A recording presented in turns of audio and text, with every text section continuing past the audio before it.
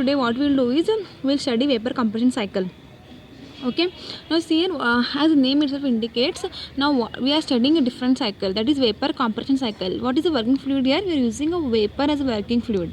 Okay, that is nothing but refrigerant. Compression means we are compressing this refrigerant. Now once we compress vapor, there is a phase change. Okay, that is the basic of this vapor compression cycle. Now see here, as you can see here, I have drawn one block diagram of vapor compression cycle. What is block diagram consist of? It consists of a compressor, there is a condenser, a throttle one, and an evaporator. Okay, now see here, look at this arrow line. Where it is coming? It is coming from the evaporator. The refrigerant from the evaporator comes and enters into the compressor. Now, as the name itself indicates, what is a compressor?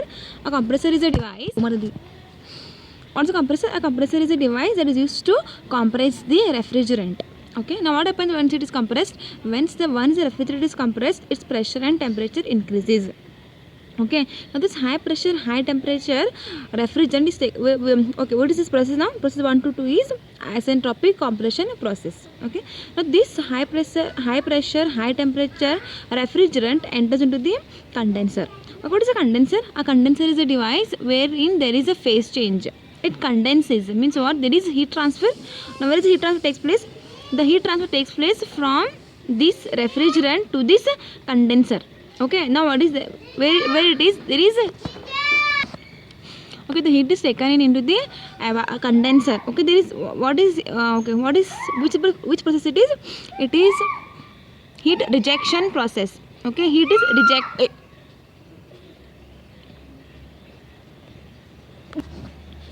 This is what? Constant pressure. In this condenser, the pressure is remaining constant. So, which is the process 2 to 3? Isobaric or constant pressure heat rejection. Okay, now next is throttling. Now see here, in condenser there is phase change taking place. यहाँ पे जो enter हो रहा था, यहाँ से compressor में क्या था? वेपर था. जब भी यहाँ पे कंडेंसेशन होगा तो प्रोसेस 2 to 3 में जब रेफ्रिजरेंट कंडेंसर से बाहर आएगा 3 पे it will be liquid. What it will be liquid state. Now that is very important. In this vapor compression cycle is the refrigerant that is coming out of this condenser will be in liquid state. अभी ये जो है now this refrigerant will enter into the throttle valve. What is the throttle valve? Throttle valve is nothing but an expansion valve. यहाँ पे क्या होगा 3 to 4 में फिर से constant enthalpy isenthalpic expansion हो रहा है. Okay, expansion होने के बाद में 4 to 1 में क्या होता है? अभी देखो यहाँ पे क्या था? Liquid, there was a liquid air at 3 to 4. Now this liquid will come into the evaporator. It evaporates. What is the operation? Change of phase takes place again. So liquid is again converted into what? Vapor. अभी यहाँ पे क्या हो रहा है? देखो ये हमारा रेफ्रिजरेशन एरिया है. ये रेफ्रिजरेशन एरिया क्या है? एवापोरेटर. यहाँ पे क्या होता है? इस एरिया का हीट एब्जॉर्ब करता है. कौन? रेफ्रिजरेंट. ये लिक्विड स्टेट में था. इसका यहाँ का हीट एब्जॉर्ब करके वेपर में कन्वर्ट होता है. इसको बोलते हैं हम रेफ्रिजरेशन इफेक्ट. यहाँ पे क्या हो रहा है? हीट एडिशन हो रहा है. Now heat is added. Now this vapour will again come back to the compressor, and this cycle repeats. Okay, this is nothing but your what? Which process it is? Vapor compression process. Why it is compression? Because they are compressing the vapor here in compressor. Okay, now what is the TS diagram here? See, the TS diagram will be like this. Okay, this what are these lines? These are this bell shaped curve. Okay, this is saturated liquid line, saturated vapor line. In between this I have drawn, see here we are not having PV diagram, we are having a pH diagram. What is H? H stands for enthalpy. What is enthalpy? Enthalpy is a property of liquid. It is given by what? Internal energy plus pressure volume product. What is enthalpy formula? H is equals to internal energy plus pressure volume product is nothing but your enthalpy. Now what we are going? We are going to have a pH diagram for this vapor compression cycle. Now what is 1 to 2 plus 1 to 2 क्या था हमारा? Compression था, isentropic compression था. 2 to 3 क्या है? Constant pressure heat rejection था. 3 to 4 क्या है? Isenthalpic एक्सपेंशन है. 4 to 1 क्या है? फिर से कांस्टेंट प्रेशर हीट एडिशन. यहाँ पे क्या हो रहा है? हीट रिजेक्ट हो रहा है और यहाँ पे क्या हो रहा है, हीट ऐड हो रहा है. Okay, this is my pH diagram for vapour compression cycle. अब ये क्या है हमारा TS diagram, temperature enthalpy diagram. ये कौन सा लाइन है, सैचुरेटेड लिक्विड लाइन है. ये कौन सा पॉइंट होता है, क्रिटिकल पॉइंट हुआ. फिर यहाँ से सैचुरेटेड वेपर लाइन स्टार्ट हुआ. अभी देखो यहाँ पे क्या हो रहा है, 1 to 2 में एंट्रोपी कितना है ज़्यादा. ये कौन सा स्टेट है यहाँ पे, सैचुरेटेड सुपर सैचुरेटेड स्टेट है, सुपर हीटेड स्टेट है. यहाँ पे क्या रहता है, लिक्विड प्लस वेपर रहता है. ओके, यहाँ पे क्या रहता है, सिर्फ लिक्विड रहता है. यहाँ पे क्या रहता है, सिर्फ वेपर. ये कौन सा रीजन है, सैचुरेटेड रीजन है. यहाँ पे लिक्विड रीजन है, यहाँ पे वेपर रीजन है. ये कौन सा पॉइंट है, क्रिटिकल पॉइंट है. अभी देखो इस पॉइंट को अगर मैं ड्रॉप कर रही हूँ नीचे, तो 4 में कंडीशन ऑफ स्टीम क्या है, वेपर क्या है, लिक्विड है. It is not liquid plus vapour है, it is not completely dry. तो यहाँ पे क्या आएगा, हमारा ड्राइनेस फ्रैक्शन एक्ट होता है किधर, 0.4 पे. Okay, this is your TS diagram. TS diagram हुआ. यहाँ पे एंट्रोपी कांस्टेंट है. देखो ये लाइन पे 3 to 4 में कौन सा है, कांस्टेंट एंट्रोपी प्रोसेस है, आइसेंट्रोपिक प्रोसेस है. S3 = S4 हुआ. और यहाँ पे कौन सा लाइन है, ये क्या है, कांस्टेंट टेम्परेचर लाइन्स है. ओके ओके, ना see here what is process 1 to 2. Process 1 to 2 क्या है, आइसेंट्रोपिक कंप्रेशन है. क्या हो रहा है, यहाँ पे कंप्रेस किया तो टेम्परेचर इंक्रीज होगा from T1 to T2. Pressure of refrigerant also increases from P1 to P2, that is equals to PC.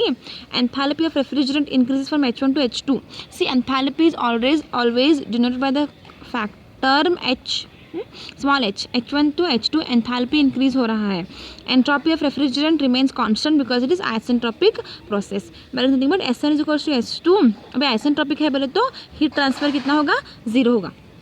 Next कौन सा 2 to 3 कौन सा है, हम कहाँ 2 to 3 में क्या यूज़ कर रहे थे, कंडेंसर यूज़ कर रहे थे. बोले तो condensation process, D super heating and condensation process. D super heating बोले तो जो हीट हमारा वेपर कंसिडर कर रहा था, हम उसमें से हीट निकाल रहे हैं, तो it is D super heating and condensation process. अभी यहाँ पे क्या होगा, ऑब्वियसली कूल कर रहे हो तो टेम्परेचर डिक्रीज होगा. T2 से T3 हुआ. देखो यहाँ पे in TS diagram you see temperature decreasing. No, earlier it was in vapour region. 3 पे कहाँ है, लिक्विड पे आया तो टेम्परेचर क्या हुआ, डिक्रीज हुआ नहीं, T2 से T3 को डिक्रीज हुआ. प्रेशर क्या होगा, प्रेशर इज कांस्टेंट क्योंकि वो कांस्टेंट प्रेशर प्रोसेस था. एंथैल्पी क्या हुआ, अगर टेम्परेचर डिक्रीज हो रहा है तो एंथैल्पी भी डिक्रीज होगा. कहाँ से कहाँ, तो H2 से H3 को हुआ. एंट्रोपी भी डिक्रीज हो रहा है H2 से H3 को. Heat is rejected right, heat is rejected because is condensation process. What is that, it is given by the formula Q is equals to H2 - H3. H2 क्या है, enthalpy at 0.2 है, minus H3 क्या है, enthalpy at 0.2. See, this is my heat rejection process. Next process isenthalpic expansion.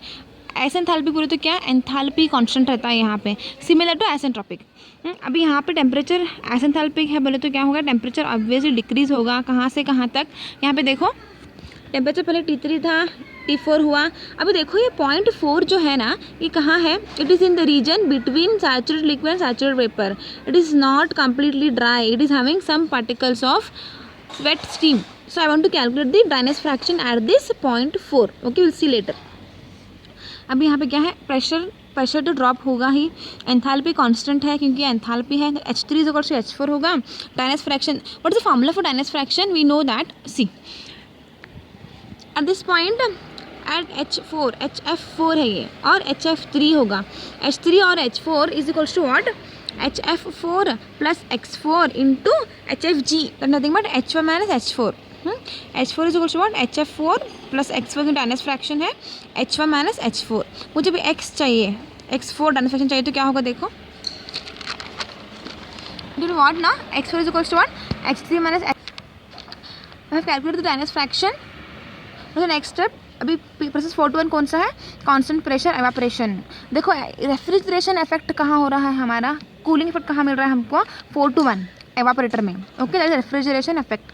ना pressure is constant because constant pressure process. P4 is equal to P1. Enthalpy increase हो रहा है, entropy भी increase हो रहा है. कहाँ से कहाँ तक, S4 से S1 का. Heat is absorbed right, heat is taken in by the refrigerant. So heat is absorbed by the refrigerant. How much it is given. और रेफ्रिजरेशन इफेक्ट क्या हो रहा है हमारा, एंथैल्पी डिक्रीज हो रहा है ना, H1 माइनस H4. ओके, अभी कैलकुलेशन करना है मुझे. I want to calculate the values of coefficient of performance. Okay, see here, this is my pH diagram. Okay, now see, we know that what is work done, heat added minus heat rejected. अभी यहाँ पे क्या heat reject कहाँ हो रहा है, 2 to 3 में हो रहा था, हमने लिखा है कि heat rejection is equals to H2 minus H3। What is coefficient of performance? Coefficient of performance is equals to what? Refrigeration effect upon work done. Refrigeration effect कहाँ मिल रहा है हमको? Here in process 4 to 1, that is H1 minus H4. So refrigeration effect upon work done, H1 minus H4 upon H2 minus H1. This is what for cooling. अभी heating में कहाँ refrigeration effect मिल रहा है हमको? 2 to 3 में heat add हो रहा था, कहाँ है? Operator in condenser heat was added, so what is that? H2 minus H3 upon H2 minus H1. Okay, now what I want to calculate the compressor displacement. What is that compressor displacement? See, I want the swept volume of compressor is equals to what? Displacement volume. Vs is equals to mass flow rate of refrigerant into specific volume at compressor inlet. What is mass flow rate? M dot. What is that? Vs is equals to mass flow rate into volume at the compressor at the inlet V1. I want to calculate the value of VES. So what is VES? Effective swept volume. See, I can calculate by using the volumetric efficiency. Volumetric efficiency क्या था? VES, effective swept volume upon swept volume. मुझे क्या चाहिए? मुझे VES चाहिए, तो क्या होगा वो? Volumetric efficiency into swept volume. We know that Vs is also equal to pi by 4 d square L into meter cube per second. Now this refrigerant circulation rate करके एक टर्म आता है, कहाँ? वेपर कॉम्प्रेशन साइकिल में। Okay, इससे दे दिया है हमने m is equals to refrigeration capacity upon refrigeration effect E. Refrigerant capacity is Q upon H minus H4. I want to calculate power consumption means what? P is equals to mass flow into work done. What is work done here? H2 minus H1 into M. Okay, so formula for calculating the work done or power consumption for refrigeration. The power consumption per ton. If I want to calculate the per ton refrigeration, there is a formula. I want to multiply by the factor 3.52. It is a conversion factor. 3.52 upon refrigeration effect. That is 3.52 upon H1 minus H4. Now we can also, if I want to power ton refrigeration, power per ton refrigeration P star calculate करना है per ton, तो क्या होगा? M star into W, और M star 3.52 upon H minus H4, work done कितना है? H2 minus H1. So power per ton कितना होगा? 3.52 into H2 minus H1 upon H1 minus H4. Then next suction volume per ton है, per ton बोले तो क्या फिर से पावर पॉइंट आएगा 3.52 upon refrigeration effect into volume at the inlet, so 3.52 upon H1 plus H4 into V1. Okay, this were the few terms we have done with vapor compression cycle. In tomorrow's class we will do with vapor absorption cycle.